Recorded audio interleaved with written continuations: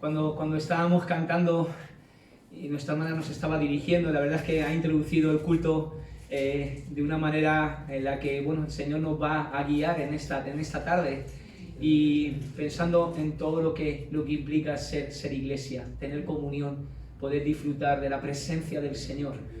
Y también estaba pensando en lo que cantábamos al principio, y me venía el pasaje de Sofonías capítulo 3. Mira qué promesa tan increíble. Dice: Jehová está en medio de ti, poderoso, Él salvará. Y mira lo que dice ahora: se gozará sobre ti con alegría, callará de amor. Eso es lo que hizo en la cruz del Calvario, callar de amor por nosotros. ¡Wow! Se regocijará sobre ti con cánticos. ¡Wow! ¡Qué increíble es nuestro Señor! Amén. Inigualable, incomparable, no tenemos palabras. No vamos a tener millones de eternidades para poder experimentar la gracia, el amor, la misericordia, el poder, la gloria de nuestro Señor. Amén. Muy bien. Mientras nuestros hermanos están preparando esto, esta mañana hemos revelado un misterio.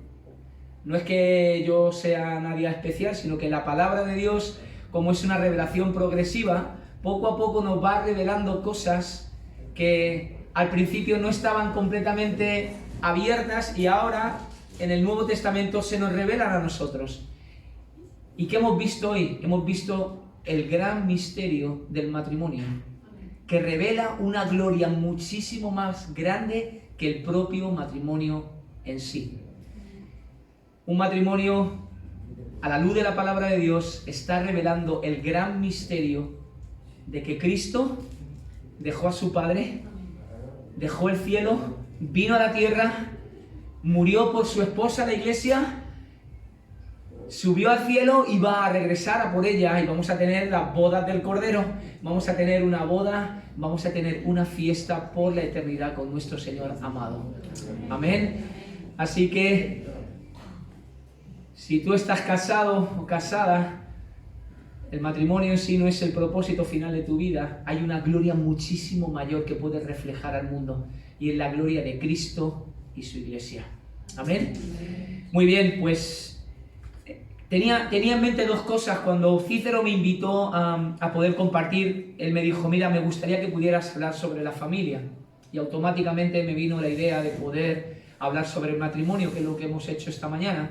Y lo que quiero hacer en esta tarde, con la ayuda del Señor, es también hablaros sobre el altar personal y el altar familiar. Y hemos titulado las predicaciones de dos maneras. La primera era recuperando la pasión por el matrimonio, y segundo era recuperar la presencia de Dios perdida. Amén. Y he puesto una imagen muy... Seguro que algunos de nosotros ya tenemos algunos añitos, os acordáis de esta película, ¿verdad? Sí. ¿En busca de qué era? Qué curioso, yo no sabía cuando no era creyente que lo que estaba buscando Indiana Jones es lo que tú y yo buscamos. El arca de Dios representaba la presencia de Dios.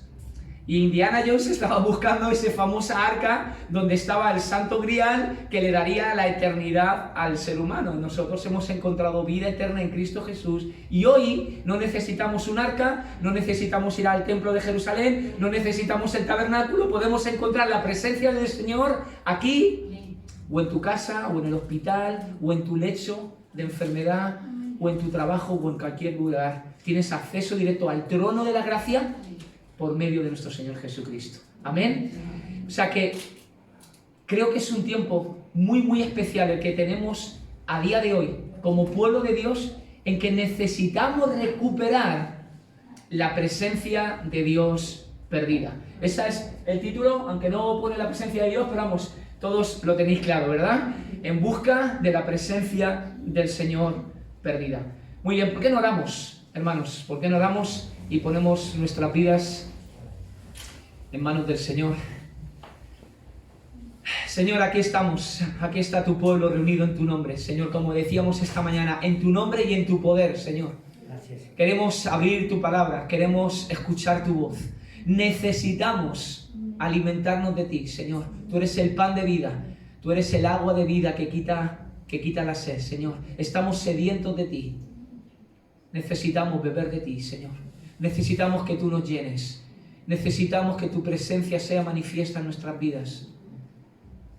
Necesitamos tu iglesia, necesitamos la comunión con nuestros hermanos. Necesitamos tu cuerpo, la plenitud de aquel que todo lo llena en todo, Señor.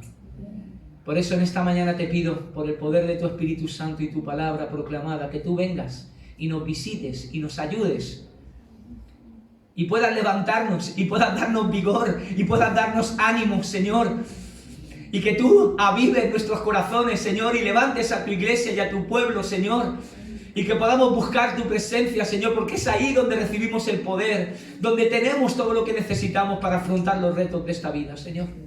Te lo ruego, Dios mío, por favor, clamamos a ti en esta tarde, en el poderoso nombre que hemos cantado sobre todo nombre, en el nombre de nuestro Señor Jesucristo. Amén. Amén. Amén. Amén. Muy bien, hermanos.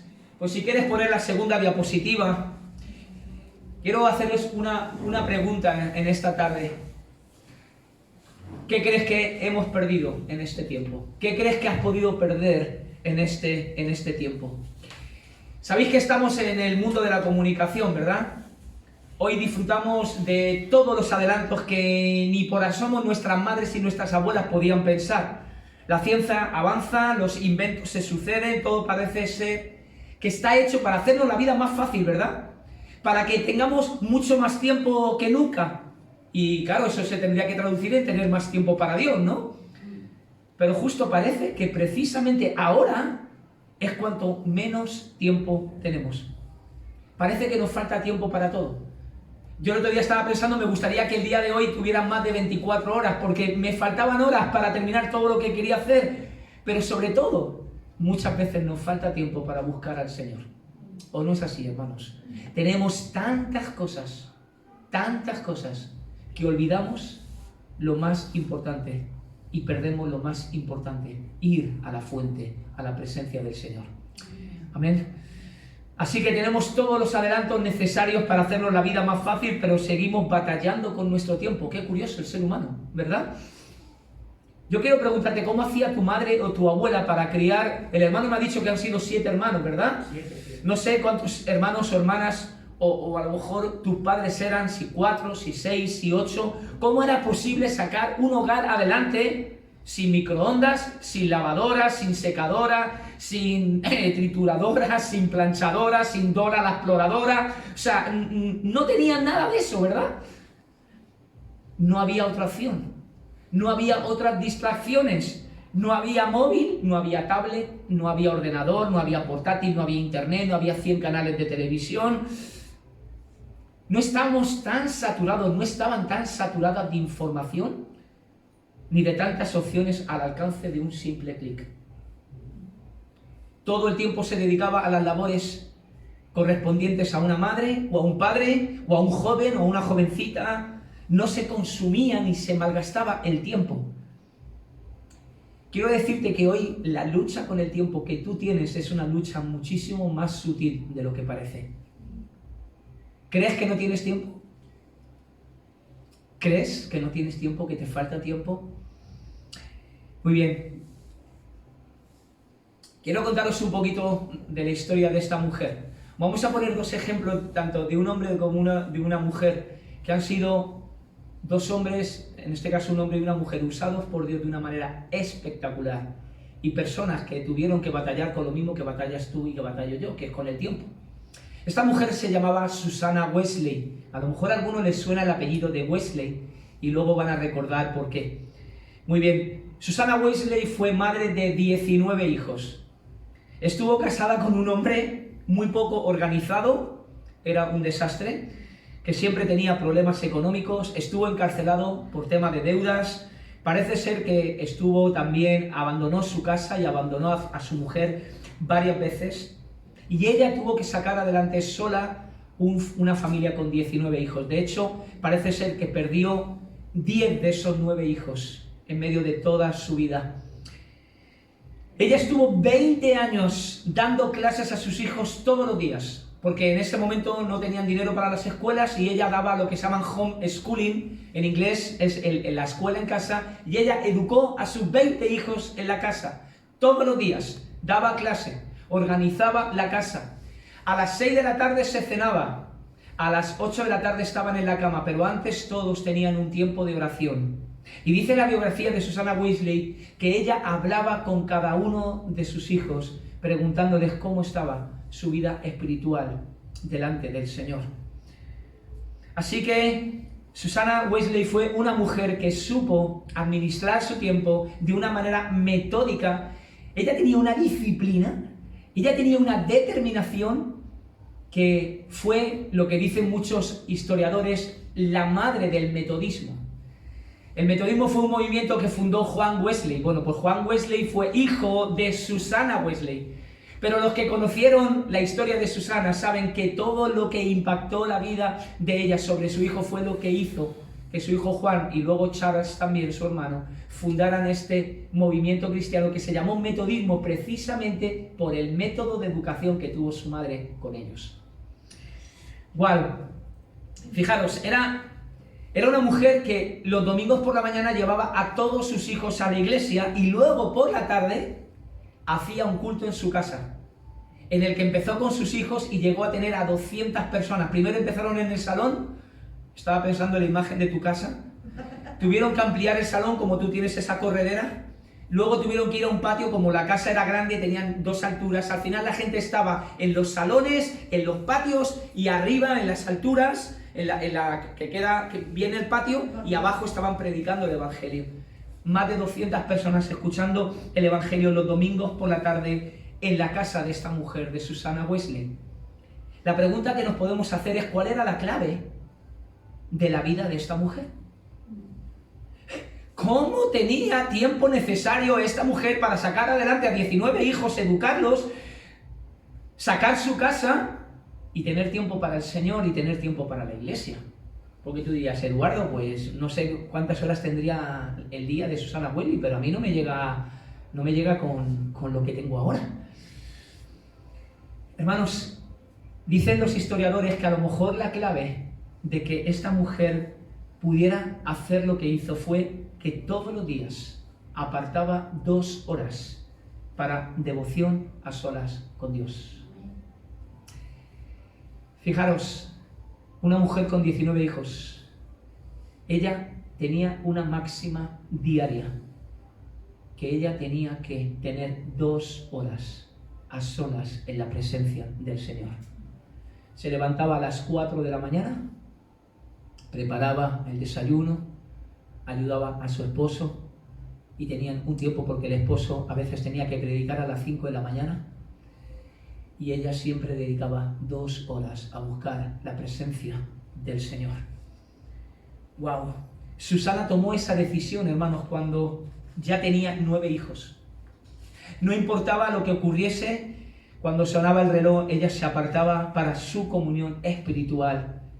Y en su biografía, quiero comentar o mirar lo que dice en su biografía, dice: cuando nos preguntamos cómo 24 horas podían contener todas las actividades normales que ella, una frágil mujer de 30 años, era capaz de realizar, la respuesta puede ser hallada en esas 2 horas de retiro diario en la presencia del Señor. Cuando ella obtenía de su Señor, en la quietud de su cuarto, la paz, la paciencia y un valor incansable e inquebrantable. Hermanos, ella no perdía el tiempo, ella lo ganaba en la presencia del Señor. ¡Wow! ¿Sabéis lo que decía Lutero? Dice: cuando tengo, voy a hacer una paráfrasis, no voy a decir lo mismo que dijo Lutero, pero dice: cuando tengo un día muy ajetreado, cuando tengo muchas cosas que hacer, es cuando debo de parar más y buscar al Señor. Eso es lo que me ayuda a poder resolver todos los problemas que tengo que acontecer en mi día a día. Quiero leeros un fragmento de una carta que le escribió ella a su hijo mayor Samuel. Y le dice así, dice: considere bien que la separación del mundo, la pureza, la devoción y la virtud ejemplar son requeridas en aquellos que deben de guiar a otros a la gloria. Yo le aconsejaría organizar sus quehaceres siguiendo un método establecido por medio del cual usted aprenderá a optimizar cada momento preciso. Comience y termine el día con el que es el alfa y el omega. Y si usted realmente experimenta lo que es amar a Dios, usted redimirá todo el tiempo que pudiere para su servicio más inmediato. Empiece a actuar sobre este principio y no viva como el resto de los hombres que pasan por el mundo como pajas sobre un río que son llevados por la corriente. Reciba en su mente una impresión tan profunda como sea posible de la constante presencia de Dios, grande y santo. Él está alrededor de nuestros lechos, alrededor de nuestras trayectorias, observa todos nuestros caminos. Siempre que usted fuere tentado a cometer algún pecado o a omitir algún deber, pare y dígase a sí mismo: ¿qué estoy haciendo? Dios me ve. ¿Ves así al Señor? ¿Lo ves como el que te ve? El Dios que me ve. El Dios omnipresente, el Dios omnipotente, el Dios omnisciente, que todo lo sabe, que todo lo conoce. Pásame la diapositiva, porfa. Esta era una de las oraciones que se recuerdan de Susana Wesley. Dice: dame gracia, oh Señor, para ser una cristiana verdadera. Ayúdame a recordar que religión no es estar confinada en una iglesia o en un cuarto, ni es ejercitarse solamente en la oración y la meditación, sino que es estar siempre en tu presencia. Siempre en tu presencia. Muy bien. Dale, hermano. ¿Cuánto tenemos hoy para entretenernos? ¿Sabes? Lo primero que perdemos con tanto entretenimiento es nuestra intimidad con el Señor. Nuestro altar de adoración se pierde. Nuestra vida espiritual mengua. Y también, por desgracia, nuestra vida familiar. Y hoy hemos hablado de matrimonio, ¿verdad? Y yo creo que en este tiempo es una oportunidad que Dios nos da, que Dios nos está volviendo a recordar. Es una oportunidad preciosa que Dios nos ha dejado para recuperar lo perdido. Y alguien se puede preguntar: bueno, hermano, yo vengo a la iglesia, yo vengo a los cultos, yo tengo una célula, sé que tenéis unas células que el Señor os está bendiciendo, estáis creciendo de una manera preciosa como iglesia del Señor, y yo me gozo. Y la pregunta es: oye, ¿y por qué un altar familiar? Si yo tengo mis tiempos con el Señor, si yo vengo a la iglesia, si yo oro y en mi trabajo también, y tengo mi tiempo de devocional, ¿por qué un altar familiar en este tiempo? Dale, hermano. Quiero que sepas, esta mañana lo he comentado, España es posiblemente el país del mundo que más destruye familias al día de hoy. En España sobreviven prácticamente 1 de cada 4 matrimonios. Estamos diciendo que prácticamente el 75% de las familias de España están destruidas. ¡Wow! Están rotas. Más de la mitad de la población española es infiel a su pareja. Especialmente en este tiempo de confinamiento, en este tiempo de coronavirus, han repuntado los divorcios de manera dramática. Estamos destruyendo la familia. Y algo también muy peligroso es que nuestras generaciones se están criando sin padre o sin madre, o con padres o con madres que se autodestruyen o que muchas veces están ausentes. Pueden estar en casa, pero están más pendientes del móvil, de la tablet, de internet, de las noticias, de lo que tengan a su lado, de toda la información que nos llueve y que nos bombardea, que de poder tener un tiempo de intimidad con sus hijos y con el Señor. ¿Cuántos padres están involucrados realmente en la vida espiritual de sus hijos? Necesitamos recuperar, hermanos, en primer lugar, tu altar personal con Dios. La presencia de Dios en tu vida. Tu tiempo a solas con Dios. Pero también recuperar los que tenemos familia. El tiempo de devoción, el tiempo de altar familiar, buscando al Señor juntos. Preguntándonos realmente cómo estamos. ¿Cómo está tu corazón? ¿Cómo está mi corazón? ¿Cómo está el corazón de tu hija? ¿Cómo está el corazón de tu hijo? ¿Por qué luchas está pasando? ¿Qué problemas está teniendo en el colegio, en el instituto, en el trabajo? ¿Qué dudas tiene en cuanto a su fe? Está siendo bombardeado, está siendo atacado literalmente por el mundo. Y ellos están batallando, igual que a lo mejor estás batallando tú. Creo que es un momento muy, muy importante para que como iglesia tenemos que protegernos y tenemos que recuperar el tiempo perdido en la presencia del Señor de manera personal, pero también de manera familiar. Amén. Muy bien. Dale, hermano. ¿Por qué? Lo hemos visto. Dale otra vez.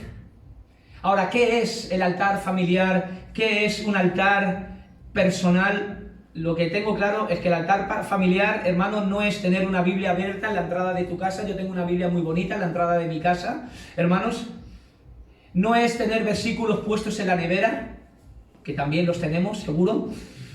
Ni mucho menos es tener un lugar con velas o algo así. No estoy hablando de ese tipo de altares, hermanos. Y creo que también vosotros sabéis que no estoy hablando de eso. Es que nuestras vidas, que nuestras familias giren en torno a Cristo, se alimenten de Cristo.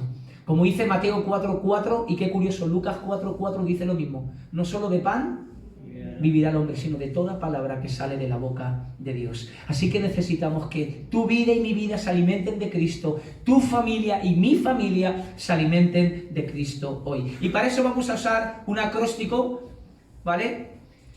Como hemos dicho, es establecer, ¿qué es un altar familiar? Es establecer nuestras vidas, nuestras familias en torno a Cristo, que giren en torno a Cristo, que tengamos una vida y una familia que se alimenten del Señor Jesucristo. Y para eso vamos a usar un acróstico, ¿vale? Que, dale otra vez, que, mira que sencillo para que te lo aprendas, ¿eh? Hemos venido de comer, ¿no? Pues este es el acróstico que he preparado en esta tarde. Vamos a usar estas 5 letras que utilizan la palabra comer. Y vamos a ver qué representa cada letra. ¿Amén? ¿Estás conmigo? Amén. Muy bien. Pues vamos a ver la primera de las letras. Y aquí os voy a pedir voluntarios, ¿vale? Esto es un taller, o sea, quiero que participéis, ¿vale? Si quiere uno de los hermanos que pueda leer Efesios 4:16 y lo lea en alto, con voz, así que se sienta. Venga, hermano. Efesios 4:16. De quien todo el cuerpo bien concertado y unido entre sí por toda la coyuntura que se ayudan mutuamente según la actividad propia de cada miembro, recibe su crecimiento para ir edificándose en amor. Amén, amén. Es lo que nos has estado compartiendo en la introducción del culto, ¿verdad? Hebreos 10:25, otra persona que lo lea.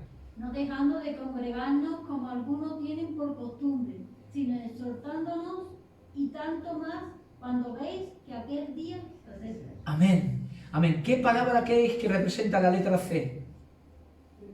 Congregarnos. Congregarnos o la palabra comunión. Mira, podría valer congregarse o la palabra comunión.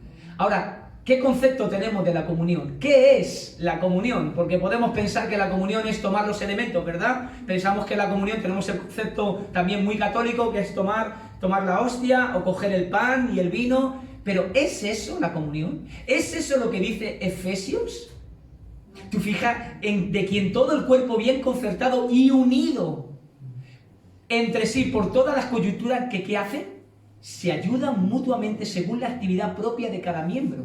¿Y qué hace cuando nosotros hacemos eso? ¿Qué recibimos? Edificación, crecimiento para ir creciendo en amor más y más y más. Eso es tener comunión. Edificarnos en la persona de Cristo, cada uno con los dones y con los talentos que Dios nos ha dado.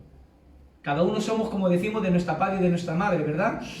Mi mujer es profesora de guitarra, ella toca la guitarra, yo no sé cómo puede tocar sin mirar la guitarra. Yo no soy capaz ni de tocar la botella esa con el S. Soy más torpe con la música de una manera increíble. Dios me ha dado otros talentos, pero a mi mujer le ha dado unos diferentes. Todos esos talentos, cada uno de vosotros tenéis dones y talentos. ¿Para qué? Para edificar el cuerpo de Cristo, para que todos crezcamos en la unidad de la fe del Hijo de Dios, dice, a un varón perfecto a la estatura y a la medida de la plenitud de Cristo.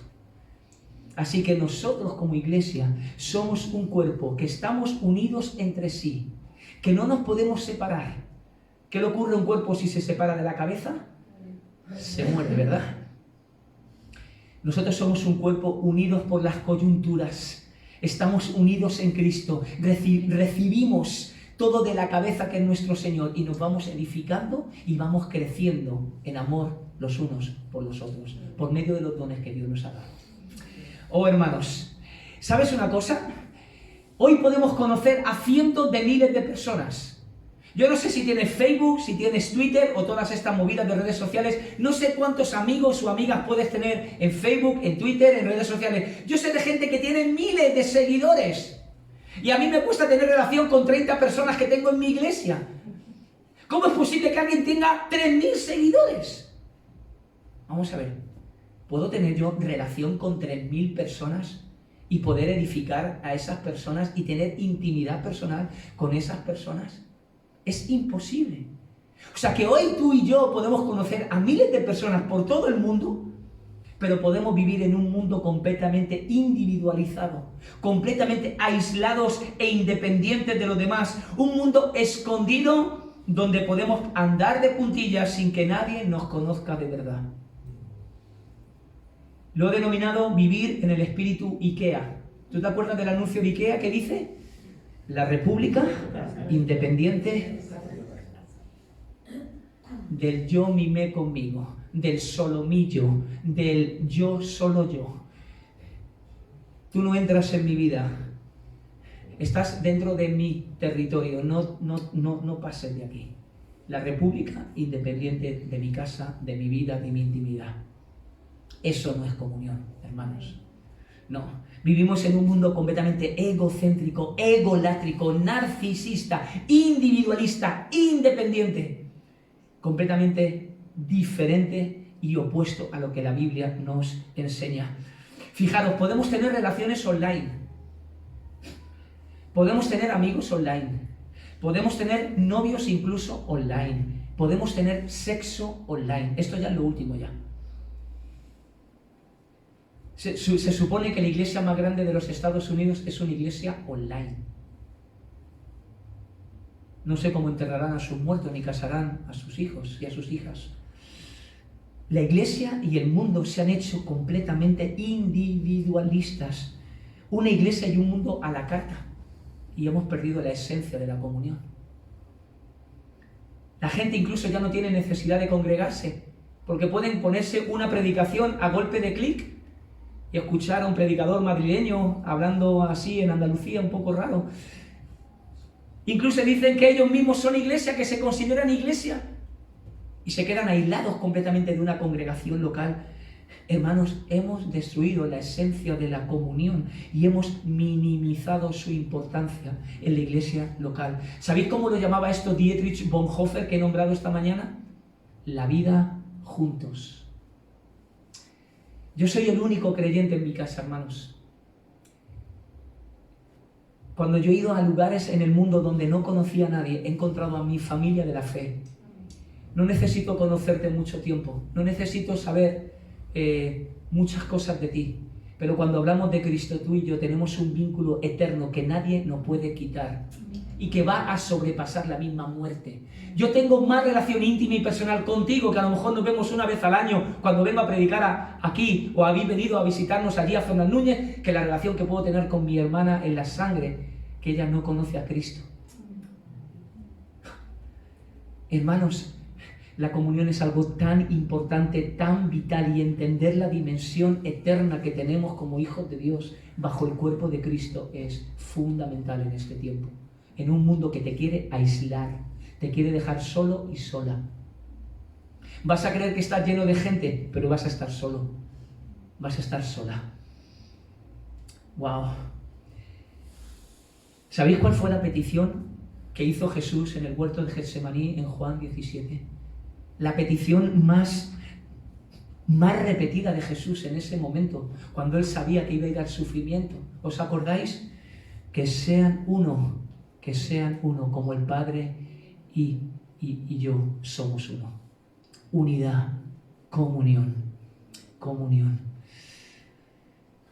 ¿Cuánto se ha desvirtuado, hermanos, esto? Qué poco podemos apreciarlo a veces. Hermanos, Cristo Jesús se sacrificó para que todo su cuerpo pudiera experimentar esa comunión en Él y con el Padre a través del Espíritu Santo. Eso es lo que experimentamos cuando estamos en medio de la congregación de los santos. El Espíritu Santo se pasea en medio de los candeleros, en medio de su iglesia. Ahí está Cristo ministrando a sus hijos y sentimos su presencia y somos edificados en amor. Y luego salimos de aquí encendidos de pasión y compartimos lo que Dios ha hecho en nuestras vidas. Y simplemente con compartir el Evangelio tu corazón estalla, tu corazón vibra, tu corazón se apasiona y el hermano te dice gloria a Dios, porque es lo mismo que me ha pasado a mí. Mira cómo el Señor me ha hablado. Y tú dices, ¿cómo puedo gozarme tanto? En medio de lo que estoy pasando, sí, porque hay algo que nos une, que es eterno, que está por encima de las circunstancias, y es el amor de Cristo, que constriñe nuestro corazón, que nos aprieta y nos impulsa a la acción. Amén. Muy bien. Hermanos, dale. Él era, mejor dicho, Dietrich Bonhoeffer. Él fue asesinado por Hitler. Él era un pastor luterano y él escribió El costo del discipulado. Esa palabra, discipulado, tiene que ver mucho con comunión. Ser discípulo de Cristo. Poder vivir en comunión los unos con los otros, enseñándonos las cosas que Él nos ha enseñado. Ese fue el mandamiento de Jesús cuando se fue en Mateo 28. Id a hacer discípulos a todas las naciones, enseñándoles todas las cosas que yo os he mandado. He aquí, yo estoy con vosotros, ¿cuántos días? Hasta el fin. Todos los días, hasta el fin del mundo. Amén. Esa es la relación que tenemos los hermanos los unos con los otros. Una relación de discipulado. Y eso, por supuesto, tiene un coste, hermanos. Pero es un coste gozoso. Es un coste gozoso. ¿Sabéis lo que intentó hacer Hitler con Bonhoeffer? Fijaros cómo Hitler sabía la importancia del discipulado y de la comunión entre los hermanos, que cogía a Bonhoeffer y le cambiaba de campo de concentración a otro campo de concentración para que no se relacionara con ningún cristiano. ¡Wow! Porque él sabía que lo que le daba fuerza a Bonhoeffer en medio de esa prisión era que él se edificara con otros creyentes. Bonhoeffer tenía tan claro que su fuerza y su poder venían de tener comunión con otros hermanos en la fe. Y Hitler lo sabía. Y lo que hacía era, automáticamente, en cuanto él tenía relaciones con otros creyentes en la prisión, se lo llevaba a otro campo de concentración. Así que intentó por todos los medios robarle a Bonhoeffer el privilegio que tenía de compartir con cualquier otro creyente en medio de los campos de concentración. Lo quería aislar de la presencia física de cualquier cristiano. Y ahora parece que somos los cristianos los que queremos aislarnos de otros cristianos. ¡Qué increíble, hermanos! ¡Qué tremendo lo que estamos viviendo en este último tiempo de la supercomunicación! Somos un cuerpo, como hemos dicho, con una cabeza. Nuestra cabeza es Cristo. Nuestra comunión es profunda y una vida en común compartida. Y Jesús oró por eso. Oró por ti y por mí, para que nosotros fuéramos uno en Él. Para que nosotros nos edificáramos en Él. Para que nosotros recibiéramos bendición en Él. ¿Sabéis que la palabra unos a otros se repite en el Nuevo Testamento 240 veces? La Biblia siempre está hablando de las relaciones unos a otros. Animaos unos a otros. Perdonaos unos a otros. Exhortaos unos a otros. Visitaos unos a otros. Hospedaos unos a otros. Esa es la dinámica de la iglesia. Esa es la dinámica de la comunión, hermanos. Muy amable, hermana. Es que la garganta la tengo fatal.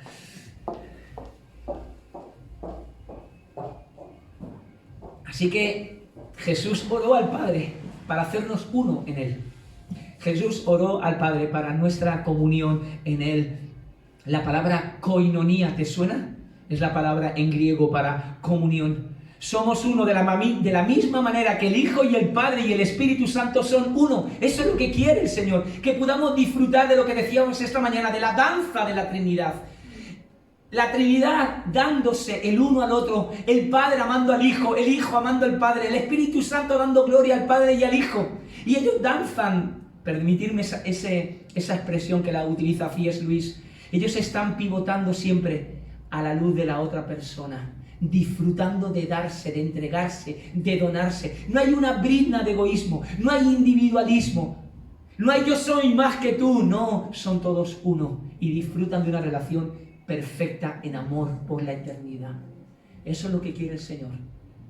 Cuando nosotros nos reunimos en su presencia, que seamos uno, un cuerpo, y nuestra cabeza Cristo alimentándonos por medio de su palabra y su Espíritu Santo. Menos que eso, hermano, no es comunión.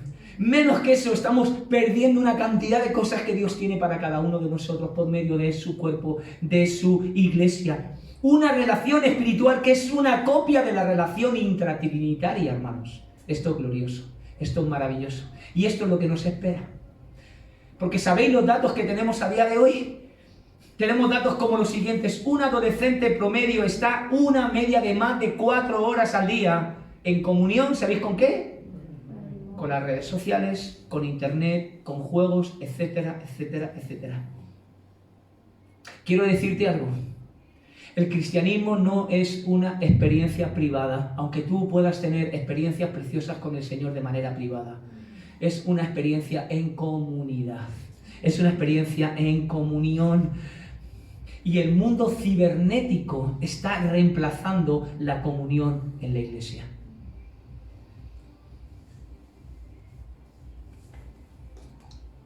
¿Cuál es la base de esa comunión? Quiero que me acompañes un momentito a Primera de Juan.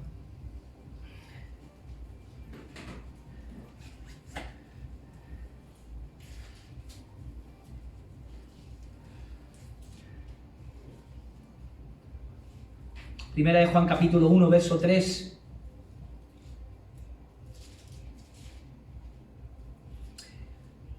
Dice así el apóstol Juan: lo que hemos visto y oído, eso os anunciamos para que también vosotros, ¿qué? Tengáis comunión con nosotros. Y nuestra comunión verdaderamente, ¿con quién es?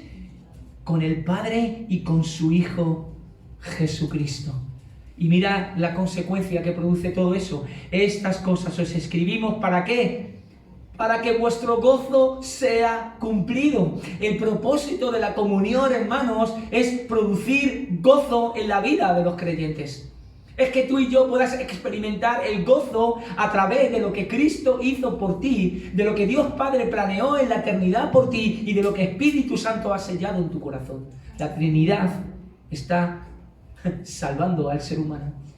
Eso es lo que dice Efesios capítulo 1. La obra de Dios el Padre, la obra de Dios el Hijo y la obra de Dios Espíritu Santo a favor de los creyentes. ¡Wow! Y el apóstol Juan lo sabe muy bien, lo sabe muy bien. Y él va a ser luego confinado en la isla de Patmos. Y él sabe lo que implica la verdadera comunión con el Padre y con el Hijo y lo que produce en la vida de los creyentes. Gozo, gozo, que no te lo puede robar nadie. Así que la comunión que tú y yo tenemos, ¿sabéis cuál es la base? La salvación en común que todo hijo de Dios tiene en Cristo Jesús por la gracia de Dios, el Padre y la obra del Espíritu Santo regenerando nuestros corazones. Así que la meta del Evangelio, hermanos, no es salvar personas de manera individual. No hay un cristiano individual en la Biblia. Todo cristiano está bajo el paraguas de la iglesia local y de la comunión de los santos, sino tener esa comunidad de fe, esa familia de Dios en la fe, unida por el mismo Espíritu de Dios.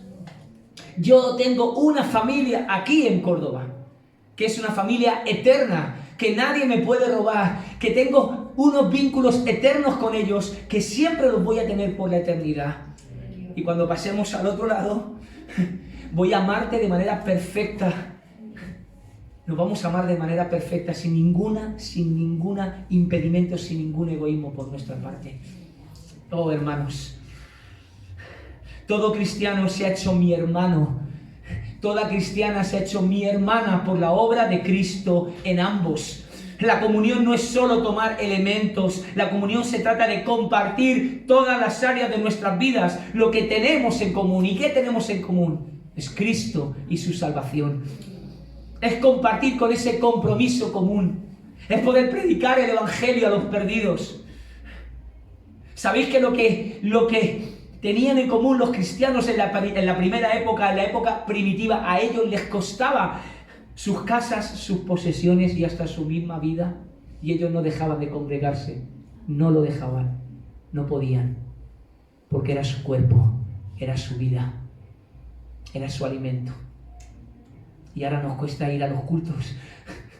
Madre mía, cuánto tenemos que aprender, hermanos, de los cristianos primitivos.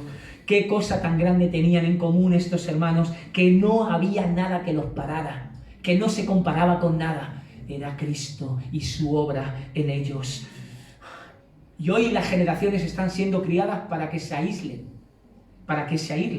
que sean completamente individualistas, egoístas, egocéntricas, narcisistas, y lo único que quieren es su propio beneficio, cueste lo que cueste.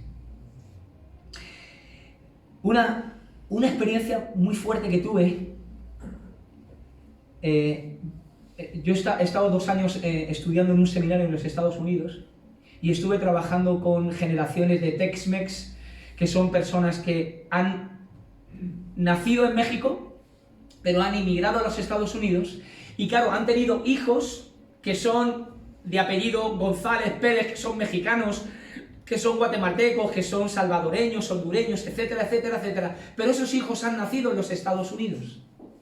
Ellos los ves y dices, hispano, vamos, de aquí solo le falta el gorro y las pistolas. O sea, mexicanito total.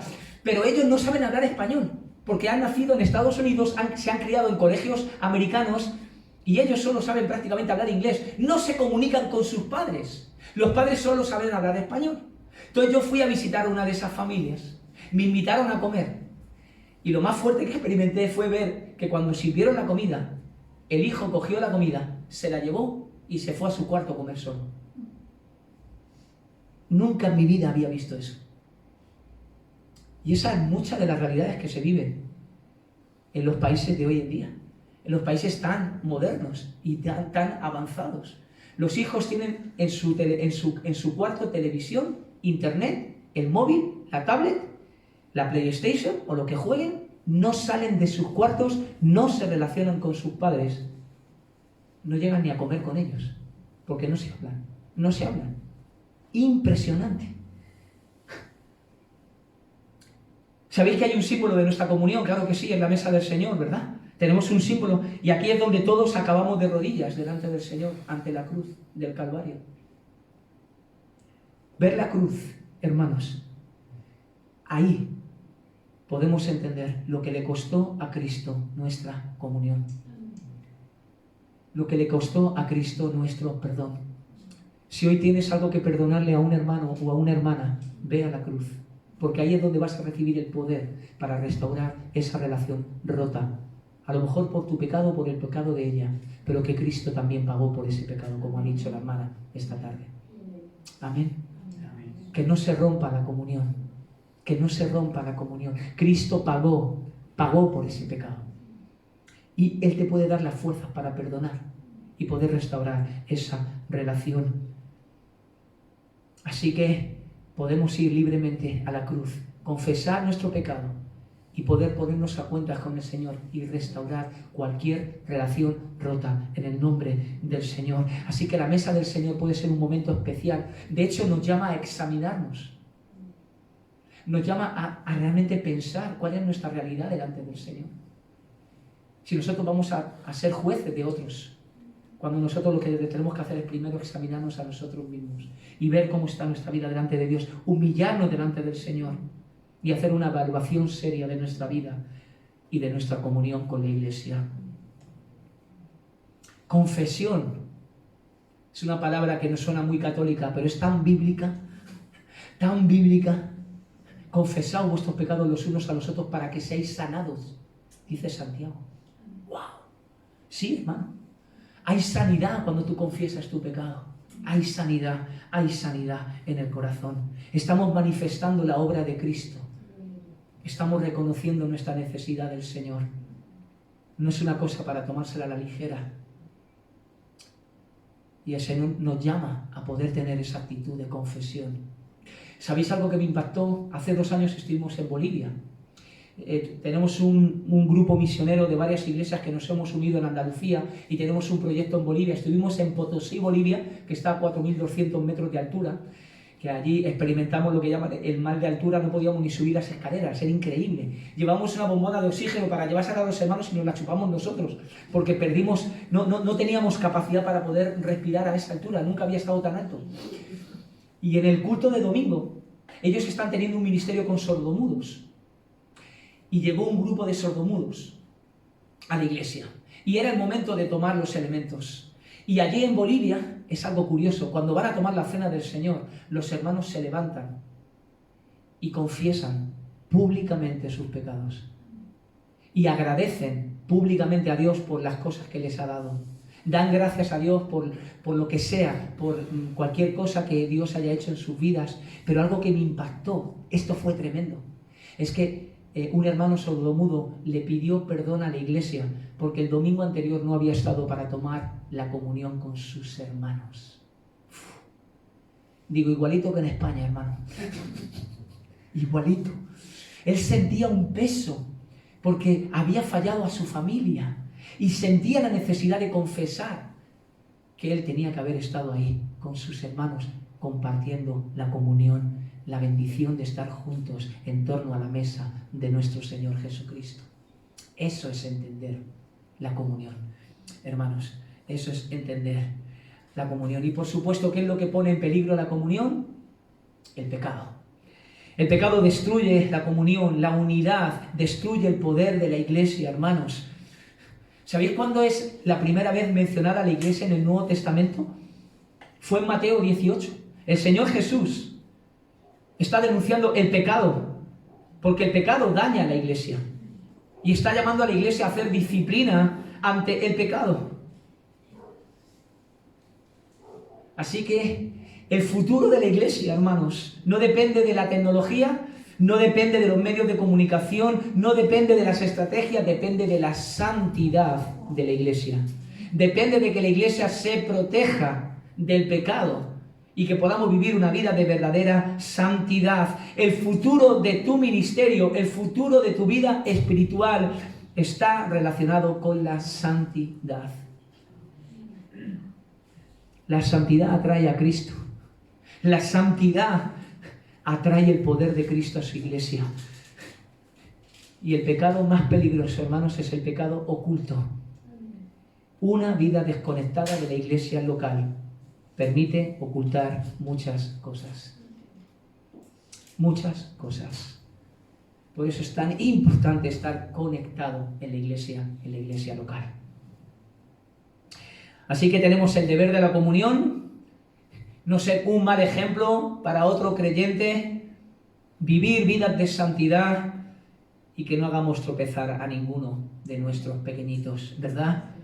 Y como hemos dicho, ¿cuál es el resultado de la comunión? ¿Qué nos dice el apóstol Juan? ¿Qué vas a experimentar tú y yo? Gozo. Eso es lo que experimentamos esta mañana, eso es lo que hemos experimentado esta tarde y eso es lo que siempre vamos a experimentar cuando los hermanos están unidos en armonía, como decía el Salmo 133 que hemos leído en esta mañana. Eso es lo que nos dice Juan: estas cosas os escribimos para que vuestro gozo sea cumplido. ¡Wow! Hermanos, cuando entendemos la comunión, cuando vivimos la comunión bíblica, tenemos un gozo que supera todo sufrimiento personal.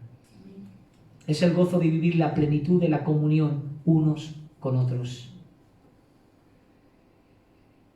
No sé si hace cuánto no experimentas el gozo de compartir el Evangelio con un hermano. Hace cuánto no experimentas el gozo de poder compartir el testimonio con una persona, a lo mejor no creyente, pero simplemente compartir el Evangelio produce gozo en nuestros corazones. Amén.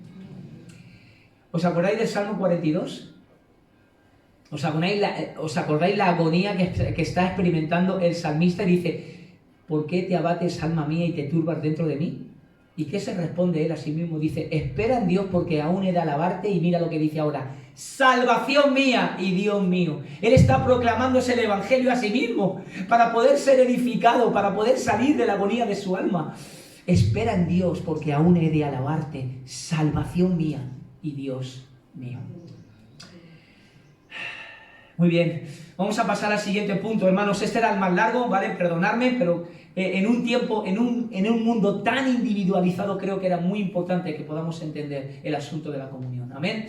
Muy bien, ¿alguien que me pueda leer Filipenses 4:6? Por nada estáis afanosos, sino sean conocidas vuestras peticiones delante de Dios, en toda oración y ruego, con acción de gracias. Amén. Bueno, este es facilito, ¿no? La oración. Amén. La oración. La oración personal. Amén. La oración congregacional. Amén. Pero también la oración familiar. Hijos, esposos, esposas, hermanos. Orar los unos por los otros. Ora por tus hijos. Ora por ellos y ora con ellos, si ellos te lo permiten. Ora con tu esposa. Juntaros un momento, como matrimonio, orar juntos los unos por los otros. Un padre debe orar por sus hijos, debe orar por su esposa y debe orar con ellos también.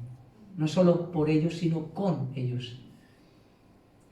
Tenemos que producir un encuentro espiritual, tenemos que hacerlo, tenemos que provocarlo, hermanos. He aprovechado este año, estamos haciendo un devocional en la iglesia. Es un devocional de un folio aproximadamente, se llama Un año de cambios profundos, y lo que estamos haciendo en casa es que por las tardes tenemos un tiempo, no muy grande, en que leemos el devocional juntos y oramos juntos como familia. Y yo sé que mis hijas pequeñas están esperando a que ya terminen. De hecho me dicen, ora tú primero, papá, porque saben que yo soy el que oro más largo. Entonces dice, nos lo quitamos de en medio el primero y luego ya oramos nosotros por los alimentos y amén, ¿no? Pero yo tengo que provocar ese tiempo. Yo tengo que acercar a mis hijas al Señor. Tengo que acercar a mis hijas a la llama para que se quemen, para que el Señor las funda en su amor. Y tengo que hacerlo de manera completamente aposta. O sea, tengo que poner la agenda, tengo que provocar ese tiempo y tengo que disciplinarme para ello. ¿Hace cuánto no oráis? A lo mejor el esposo por la esposa por el... o no oráis juntos como matrimonio. Tenemos que, otra vez, disciplinarnos para tener esos tiempos especiales como familia, como matrimonio. Orar no solo por, orar con. Amén. Algo también curioso que me pasó en Latinoamérica es que los hijos cuando se despiden de sus casas van al papá y le piden la bendición. Nunca había visto esto era algo muy curioso. Se acercan los niños al padre y le dicen, papá, dame la bendición. Yo sé que lo hacen de manera casi religiosa, ¿verdad? Porque eso es una cultura que está en ellos. Pero lo que sí que me gustó era el que eso produce un momento en el que el padre puede parar con su hijo y puede orar por su hijo en ese momento. El niño le está diciendo, papá, bendíceme. Y el padre tiene la preciosa oportunidad de poder orar por su hijo en ese mismo momento y despedirlo para ir al cole. Y dije, wow, qué oportunidad tan preciosa de orar por tu hijo. Él mismo la está provocando. A lo mejor los puedes despedir para cuando se van a sus trabajos con una oración. A lo mejor cuando se van al instituto, orar por ellos. O cuando tú te vas a trabajar, puedes decirle a tu esposa, ora por mí. O a tu hija o a tu hijo, ora por mí. Yo les he pedido a mis hijas que oren por mí, por este momento, en Cabra. Oramos para que el Señor bendijera este tiempo, como familia, ayer por la noche, juntos. ¿Hace cuánto no oras como familia? ¿Hace cuánto no os unís como matrimonio, los que ya a lo mejor tenéis el nido vacío y podéis juntaros un momento y orar el uno por el otro? ¿Cómo estás, cariño? ¿Cómo estás con el Señor? O hacer un devocional juntos. Parar un tiempo. No intentar comernos el bocadillo en un solo día, decir, mira, Eduardo, es que esto me cuesta tal, sí, dedícale 10-15 minutos, empieza por eso. Coger un devocional cortito, hacerlo juntos, terminar orando y preguntarle, ¿cómo estás? ¿Cómo el Señor te ha hablado? ¿Qué es lo que has entendido? Y edificarnos juntos en la palabra del Señor. Orar juntos, hermanos. Hay poder en la oración. Hay poder en la oración. ¿Sabes cuándo una iglesia deja de orar? Cuando se cree fuerte. ¿Sabéis cuándo empezamos a orar? Cuando nos sentimos débiles, cuando no podemos, cuando estamos rotos. Que no tenga que llegar ese momento. Que podamos orar en todo momento. Orar sin cesar, dice Pablo. Orar sin cesar. Quiero preguntarte, ¿te cuesta orar? A mí me cuesta. A mí me cuesta. Yo prefiero leer la palabra. Yo soy más de leer que de orar. Y lo tengo que reconocer. Me cuesta más orar que leer la Escritura. Me cuesta más. Y quiero para eso que el hermano nos ponga una ayuda. Antes hemos nombrado a Susana Wesley, ¿verdad? Ahora vamos a nombrar a uno de mis héroes de la fe, que es George Muller. Algunos lo conoceréis. Es uno de los hombres que Dios más ha usado en el tema de la oración. Él es de origen alemán, se fue de misionero a Inglaterra y es muy conocido porque fue una de las personas que Dios más ha usado con el tema de los orfanatos. Él atendió, dice, a más de 10.000 niños. Dicen que por sus manos pasaron millones de dólares y nunca pidió un duro a nadie. Él solo oraba y oraba al Señor. Señor, tú sabes la necesidad que yo tengo. Y Dios respondía a sus oraciones de manera impresionante. Solo un ejemplo, hay un libro en que se cuenta de 10.000 oraciones contestadas, porque él escribía en su diario cada oración que Dios lo contestaba. Y él estaba un día en el orfanato, no tenían absolutamente nada que darle a los niños. No sabían, nunca le había faltado un desayuno, un vaso de leche o un trocito de pan para darle a sus niños de comer en la mañana. Y ese día no había nada. Y él se levantó de madrugada, empezó a orar. Y a la hora del desayuno sentó a los niños. Y en ese momento llamaron a la puerta. Y era un hombre que se le había estropeado un camión. Claro, estamos hablando del siglo XIX, hermanos. Era el lechero. Era el lechero. Se le había estropeado la camioneta. No sé si iría a caballos en ese momento. Pero claro, el lechero le dijo, mire, esto es un orfanato, ¿verdad? Esta leche se va a echar a perder. La leche dura 1 o 2 días. Aquí tiene leche para aburrir. Tómela toda porque no va a poder llegar a su destino. Y Dios respondió la oración de George Muller. ¿Sabéis algo curioso de la biografía de George Muller? Que le costaba mucho orar. Y quiero ayudarte en esta tarde, porque a mí me ha costado y me ha ayudado mucho lo que George Muller hacía. Y él cambió su forma. Él se levantaba muy temprano y se ponía a orar. Y yo, recién levantado, hermano, yo no sé tú, pero yo estoy reventado. A mí me cuesta despertarme, te digo, varios minutos, por no decir varias horas. Y entonces él cambió su dinámica, porque él dice, yo empezaba a orar, y entre el sueño, entre el cansancio, y parecía que eso no se encendía, tardaba un montón de tiempo en sentir la presencia del Señor. Entonces cambié mi dinámica. Lo que hice al principio fue orar de manera sencilla, pidiendo al Señor que iluminara su palabra para poder mostrarme sus verdades de manera poderosa y que mi corazón se encendiera. Entonces él se levantaba y oraba y le decía al Señor, Señor, ilumina tu palabra. Hacía una oración sencilla, pidiéndole al Señor que lo que fuera a leer impactara su vida y su corazón. Y automáticamente abría la Escritura y se ponía a leer una porción de la Escritura. No solía ser una porción muy larga, y empezaba a leerla y le pedía al Señor, Señor, ilumina tu palabra para poder ver tus verdades y que esas verdades impacten mi corazón. ¿Y qué ocurre cuando tú abres la poderosa palabra de Dios? Que la palabra de Dios es como martillo que resuena, es como espada que penetra y al final Dios te habla, tu corazón se enciende. ¿Y qué ocurre? Automáticamente el agradecimiento sale de tu boca, la oración se produce de manera natural. Yo te animo, si te cuesta orar como a mí, a lo mejor podrías empezar con este sencillo método. Levántate por la mañana y pídele al Señor, Señor, yo quiero experimentar tu presencia, yo quiero buscar tu rostro y quiero tener ese deseo de encontrarme contigo. Ilumina tu palabra, alumbra mis ojos para ver las maravillas de tu ley. Déjame que tu palabra pueda penetrar en mi mente, en mi corazón, en mis tuétanos y pueda profundizar en tus verdades y que eso inflame mi vida, se llene mi corazón de amor y de pasión por ti y irrumpa en una vida de oración. Amén. Así que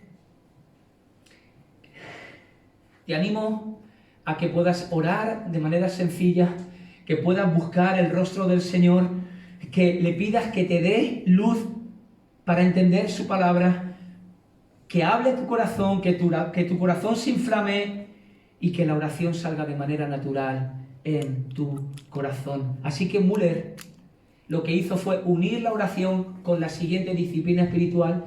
¿Puedes darle, hermano? Josué 1:8. Nunca se apartará, este versículo lo sabemos casi de memoria, ¿no? A ver, alguien que lo diga. Nunca se apartará de tu boca este libro de la ley, sino que de día y de noche meditarás en él, para que guardes y hagas conforme a todo lo que él está escrito, porque entonces harás prosperar tu camino y todo te saldrá bien. Ok. ¿Cuál es la palabra del acróstico? Sería meditar en la palabra del Señor. ¿Sabéis a lo que yo llamo de meditar? Lo llamo rumiar la palabra del Señor. ¿Sabéis lo que son los rumiantes, verdad? Las vacas. Las vacas se tragan la hierba. Van a uno de los 4 estómagos que tienen aquí en sus panzas. Allí procesan el alimento. Empiezan a sacarle los nutrientes. Y luego vuelve el alimento a la boca y lo empiezan como a degustar. Esa es la meditación, hermanos. Es degustar las verdades poderosas de la palabra de Dios. Es que tú puedas bucear en un versículo y te tires todo el día disfrutando de la verdad que Dios te ha dicho a tu alma. Bucea en la palabra del Señor. Coge un versículo, agárrate a él y no lo sueltes hasta que Dios te bendiga. Quédate en él, meditando en esa verdad. Yo tengo versículos por trimestres o por meses, dependiendo cómo Dios me va hablando. Y el último ha sido un versículo que está en Hebreos, que dice: puesto el gozo delante de él, sufrió la cruz y el oprobio de los hombres. Eso revolucionó mi alma. Jesús estaba a punto de experimentar la cruz. Y dice que fue puesto gozo delante de él. ¿Gozo delante de él? Sí. ¿Por qué? Porque él iba a salvar a muchos hijos y los iba a llevar a la gloria. El gozo que tenía Jesús, a pesar del sufrimiento que iba a experimentar, es que te iba a salvar a ti y a mí. Y él tenía un gozo porque iba a obedecer a su Padre y iba a llevar a muchos hijos a la gloria. Y eso producía más gozo que todo el sufrimiento que le esperaba. Hermanos, eso sostuvo a Cristo en la cruz. Puesto el gozo delante de él, sufrió el oprobio. El oprobio es el menosprecio de los hombres. Le dio igual lo que los hombres dijeran de él. Le dio igual los escupitajos, le dio igual las lanzas, le dio igual los azotes, le dio igual las blasfemias y los insultos. ¿Por qué? Porque sabía que te iba a salvar a ti y a mí. Hubo un gozo que superó todo sufrimiento. ¡Wow! Medita en eso. Bucea en eso. Agárrate a esa palabra y no la sueltes hasta que Dios no haga algo poderoso en tu vida y te transforme. Ese es el arma de la meditación, el arma de poder rumiar la palabra del Señor, alimentarte de la palabra del Señor. Dice el Salmo 1, ¿os acordáis? Bienaventurado el varón que no anduvo en consejo de malos, ni estuvo en camino de pecadores, ni en silla de escarnecedores se ha sentado, sino que en la ley de Jehová es su delicia y en ella medita de día y de noche. Será como árbol plantado junto a corrientes de aguas que da su fruto a tiempo y su hoja no cae y todo lo que hace y todo le saldrá bien, todo lo que hace prosperará. Lo mismo de Josué capítulo 1. Meditar en la ley de Jehová de día y de noche. Será como un árbol plantado en un sitio donde siempre tendrá alimento espiritual para su vida, para su alma.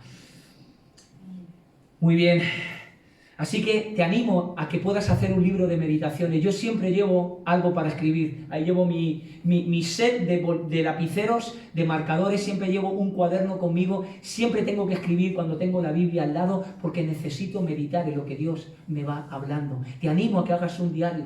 Te animo a que cuando hagas tu tiempo devocional escribas lo que Dios te va hablando. Aunque sea un versículo, aunque sea una palabra, pero puedas rumiar eso que Dios te ha dado en la mañana o en la noche. Anota todo lo que Dios te hable.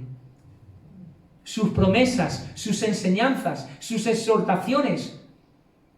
Anótalo, léelo y te sorprenderá cuando lo leas dentro de unos años lo que Dios estaba haciendo en tu vida en el año 2022, en el mes de febrero. Obedece sus directrices. Si Dios te está pidiendo algo en el día de hoy, obedece lo que la palabra de Dios te está mandando. Y todo, dice la palabra, te saldrá bien. Amén. Muy bien, dale, hermano. Este es la penúltima palabra. Con esto vamos ya casi terminando. Dice el Salmo 119:9, ¿con qué limpiará el joven su camino? Con guardar su palabra. En mi corazón he guardado tus dichos. Para no pecar contra ti. Sumamente pura tu palabra y la ama tu siervo. Amén. Amén. Esta representa el estudio de la palabra de Dios. Alimentarnos de la palabra de Dios. Sumamente es pura tu palabra y la ama tu siervo. Me alimento de ella. Hermanos, nunca me cansaré de animaros y de animar a la iglesia a que profundice en la palabra del Señor, a que busque conocer al Señor por medio de su palabra. Porque no hay otra manera de conocerle. No hay otra manera de conocerle. Dios se ha revelado por medio de su palabra. Dios se ha revelado por medio de Cristo. Y Cristo es la palabra encarnada. Amén. Así que necesitamos conocer su voluntad, necesitamos conocer sus promesas, necesitamos conocer los misterios que revela el matrimonio, que pueden revolucionar hoy tu vida, tu matrimonio y tu familia. Mira lo que dice Segunda de Pedro. Me encanta este pasaje. Segunda de Pedro, capítulo 1. Como todas las cosas que pertenecen a la vida y a la piedad, nos han sido dadas por su divino poder, ¿mediante qué? Mediante el conocimiento de aquel que nos llamó a su gloria y excelencia, por medio de las cuales nos ha dado preciosas y grandísimas promesas, para que por ellas llegaseis a ser participantes de la naturaleza divina, habiendo huido de la corrupción que hay en el mundo a causa de la concupiscencia. Todas las cosas que pertenecen a la vida y a la piedad, todo lo que tú y yo necesitamos para vivir la vida cristiana, nos ha sido dada por medio del conocimiento de aquel que nos llamó a su gloria y excelencia. Así que, hermano y hermana, no se trata de que no tengamos recursos. Tenemos todos los recursos al alcance. El asunto es que no los estamos usando. Es como si tú llevaras un Ferrari a 100 por hora. ¿Quién lleva un Ferrari a 100 por hora? Bueno, ahora lo tenemos que llevar, si no nos multan. Qué lástima, ¿no? Tener algo tan poderoso como un Ferrari y no poder usarlo. Qué lástima que tenemos todas las grandísimas promesas de Dios. Todo lo necesario para la vida y para la piedad nos ha sido dado. Esto es un presente perfecto. Nos ha sido dado por su divino poder. ¿Mediante quién? Mediante el conocimiento de aquel que nos llamó a su gloria y excelencia. Mediante el conocimiento de nuestro Señor Jesucristo. ¿Quieres conocer más al Señor? Tienes que conocer a Jesús. ¿Cómo puedes conocer a Jesús? Mediante su palabra. El que me ha visto a mí, ha visto al Padre. Y vimos su gloria, gloria como del unigénito del Padre, lleno de gracia y de poder. Necesitamos ver a Dios por medio de Jesucristo. Necesitamos ver a Dios por medio de Jesucristo. Y esto va a haber un resultado, hermanos, y con esto terminamos. Es el resultado de la obediencia. De la obediencia, hermanos. La vida cristiana sin obediencia no es vida cristiana. Primera de Juan 3:24, ¿alguien que lo lea? Guarda sus mandamientos, permanece en Dios, y Dios en él. Y en esto sabemos que él permanece en nosotros, por el Espíritu que nos ha dado. Lucas 6:46, otro hermano que lo pueda leer. ¿Por qué me llamáis Señor y Señor y no hacéis lo que yo os digo? Amén. Mire qué bendición. En mi iglesia me cuesta, Dios se ayuda a que alguien hable y aquí por lo menos han interrumpido. Qué bonita la interrupción, hermanos. Gloria al Señor. Nadie es profeta en su propia tierra, dicen, ¿no? Hermanos, el resultado de una vida cristiana cerca del Señor, de la presencia del Señor, siempre va a ser la obediencia. Si me amáis, guardad mis mandamientos. Y mis mandamientos no son gravosos. Amén. Amén. La obediencia es algo que necesitamos también recuperar. Si el Señor te habla algo, necesitamos obedecer lo que el Señor nos diga, lo que el Señor nos manda. Amén. Muy bien, pues vamos a recapitular y terminamos, hermano. Os he dejado un pequeño acróstico, la palabra comer, no creo que se os olvide, todos los días lo hacemos, ¿verdad? Y son 5 cosas, a ver, repetimos: comunión, Oración, meditación, estudio y resultado. y el resultado, la obediencia. Muy bien. Dale, hermano. ¿Cómo empezar a hacerlo? Pues paso a paso. Recordad, no vamos a comer un elefante de un solo bocado, ¿vale? Vamos a empezar a practicar la comunión juntos. ¿Por qué no tienes un tiempo, a lo mejor, con uno de tus hermanos para poder orar juntos, para poder tener un tiempo de compartir la palabra del Señor? También podemos meditar juntos, orar juntos al Señor. Si hay una palabra que el Señor te está hablando, si estáis haciendo un devocional, a lo mejor de un libro, podemos reflexionar. Yo tengo una reunión de hombres cada 15 días y reflexionamos lo que el libro nos ha dicho y tenemos un tiempo de feedback, de poder volcar las ideas, los pensamientos, la palabra que el Señor nos ha hablado, estudiar la palabra del Señor juntos y dar resultados juntos. Es obediencia. Y he dejado para lo último el rendir cuentas juntos. Eso es lo que se llama el mentoreo. El mentoreo es que mi hermano, mi hermana tienen el derecho, porque son cuerpo de Cristo igual que yo, de poder preguntarme: ¿cómo estás tú? ¿Cómo te encuentras? ¿Cómo puedo orar por ti? No es simplemente un ¿cómo estás?, como decimos a veces de largo cuando pasa el vecino: ¡hey! ¿Qué pasa? ¿Cómo estás? No, es una preocupación real por la vida espiritual de tu hermano y de tu hermana. Mentorearnos unos a otros es preocuparnos de la vida espiritual del hermano que a lo mejor está débil y que está necesitado de que tú ores por él, de que tú lo guíes a la palabra del Señor, de que tú seas su mentor. De ahí viene la palabra mentor. Amén.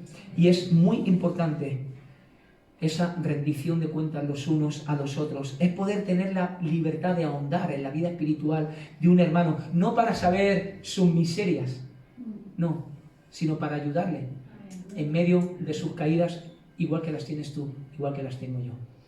Amén. Muy bien, pues dale hermano. Entonces, si entendemos que este tema de buscar la presencia de Dios perdida, de buscar ese altar familiar y personal, es algo vital, es un asunto que realmente creo que en este tiempo es de vital importancia, entonces vamos a tener mayor ventaja. Vamos a poder realmente ponernos las pilas, ser disciplinados y empezar un método, como decía Susana Wesley, que formó un movimiento mundial como fue el metodismo. Y a lo mejor tú puedes revolucionar tu matrimonio, tu casa, tu familia y tu iglesia. Tendremos vidas sanas y fuertes, tendremos matrimonios sanos y fuertes, tendremos familias sanas y fuertes y como resultado tendremos iglesias sanas y fuertes. ¿Oramos? Amén. ¿Cómo está tu vida espiritual hoy? ¿Cómo has llegado aquí en esta tarde? A lo mejor vienes roto o vienes rota. Realmente sabes que hace tiempo que no estás buscando la presencia del Señor, que tu vida espiritual casi se circunscribe a llegar los domingos al culto, ir a alguna célula o algún tiempo de oración, pero te cuesta, estás arrastrando los pies en tu vida y necesitas recuperar la presencia de Dios perdida. Qué bueno que esta tarde podemos estar aquí y podemos entender nuestra necesidad, porque ese es el primer paso para tomar decisiones por el Señor.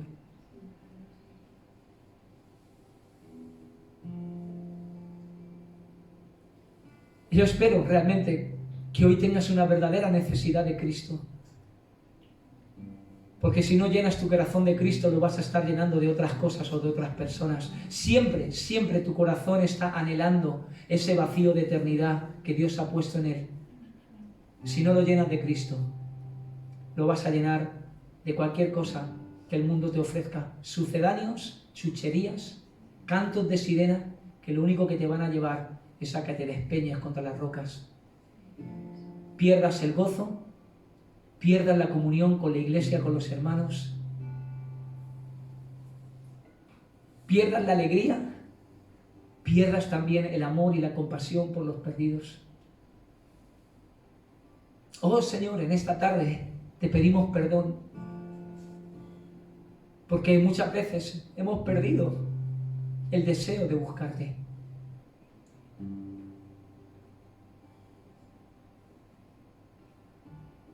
Queremos una vida espiritual express. Queremos hacer oraciones express, vivir la vida de microondas. Y queremos resultados increíbles en nuestras vidas cuando nuestras vidas espirituales son pocas, son mediocres. Pedimos tu bendición, Señor. Pedimos tu ayuda y clamamos a ti en medio del dolor, de la enfermedad y en medio, Señor, de la escasez, de la falta de trabajo, de la falta de dinero. Pero en cuanto levantamos un poquito la cabeza y nos sentimos fuertes, nos olvidamos de ti, Señor. Señor, te ruego, Dios mío, que nos des sed de ti, Señor.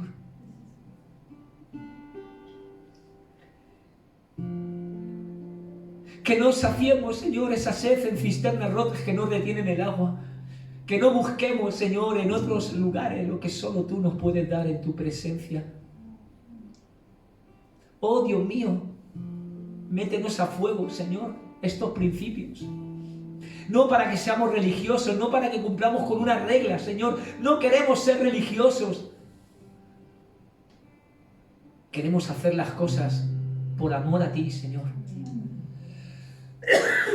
Queremos esforzarnos en la gracia que es en Cristo Jesús.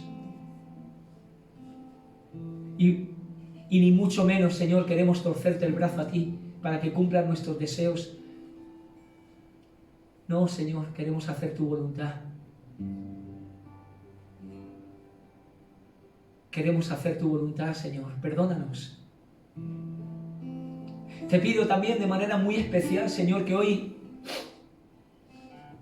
puedas bendecir a los matrimonios y a las familias que están aquí representadas, Señor. Que puedan unirse, Señor, de una manera muy especial en torno a ti. Que puedan experimentar el gozo, la bendición, Señor, de formar parte de un plan muchísimo mayor que el propio matrimonio en sí. Que es reflejar tu gloria, la gloria y el misterio del Evangelio que Cristo Jesús dejó a su Padre para venir a este mundo y comprar a una esposa a precio de sangre, para redimirla, rescatarla, salvarla de sus pecados, a pesar de su rebeldía, y luego llevarla a la gloria con Él, por la eternidad, Señor. Señor, aquí estamos, Señor, un grupo de tus hijos necesitados de ti. Nos rendimos ante ti, Señor. Rendimos nuestras vidas, nuestros matrimonios, nuestras familias y te rogamos, Señor, que tú vengas y nos visites de manera personal y de manera familiar también, y que podamos levantar en este tiempo un verdadero altar en nuestras casas, en nuestros hogares, en nuestros cuartos, en nuestras habitaciones, en nuestros lugares de trabajo, Señor, en nuestros institutos, colegios. Y que tu presencia sea manifiesta, Señor. Que tu gloria sea manifiesta en esta tierra que tanto te necesita, Señor. Bendecimos Cabra, Señor. Bendecimos, Señor, Córdoba. Las iglesias que proclaman tu verdadero evangelio, Señor. Síguelas usando y levantando para tu gloria, Señor. Sigue sosteniendo, Señor, a tu pueblo aquí en este lugar. Y sigue usándolo para extender tu evangelio. Y avívanos, Señor. Pon fuego hoy que arda en nuestros corazones. Pon fuego en nuestras almas. En el poderoso nombre de Jesús. Amén. Amén. Amén. Que el Señor os bendiga, familia.